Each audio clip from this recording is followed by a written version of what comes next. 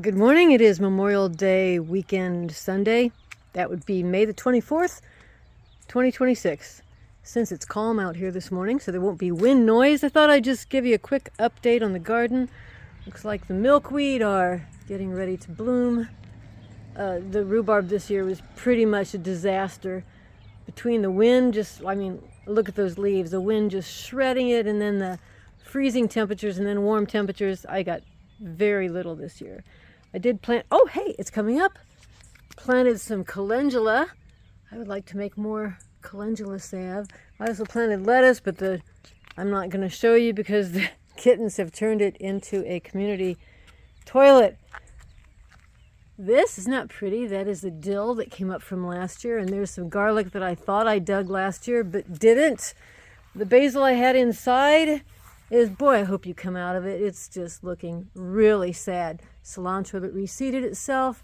I've got some basil planted here, so maybe that will come up. The two plants I bought this year are okay. And of course, thyme and rosemary, parsley, they're fine. The chive's pretty. Yeah, oh, looks like the hibiscus is coming up. And this is some kind of perennial salvia. Let's go check the garden out. It's a little easier to get through here now because there used to be branches sticking out there. You had to duck your head, or in my case, sometimes knock your head against a branch. But this is much better this year. Gets a little bit foggy, but I think it makes it look prettier. Stan's potatoes and onions are looking fabulous. The field has still not been planted. We've had so much rain. There's potatoes, more onions. What do we have here? Oh, those, oh my goodness, those look sad. Must be the green beans, more potatoes, and hopefully now we're going to be getting some 80-degree weather this week that our peppers and tomatoes will start growing. As you see, we have a whole garden full of tomato cages. Tomato cages, pepper cages. Yeah. Okay, well, we'll see what this looks like by next Sunday. The sweet corn there is fine. Stan is afraid the lima beans are not going to make it, so we will see. These are green beans here, which also a little bit pathetic. More peppers. Oh, it's kind of muddy.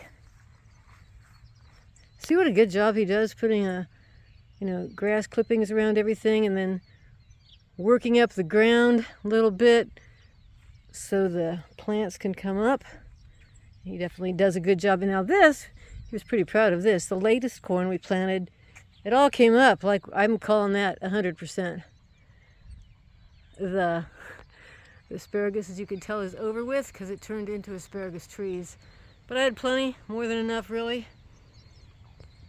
Let's look at the flowers quickly. Oh, how about this? We do have a little bit of elderberry left. In fact, I have some frozen elderberries. We got a quarter beef, so I had to make room in the freezer, and now I've got elderberries to make into elderberry syrup in the kitchen right now.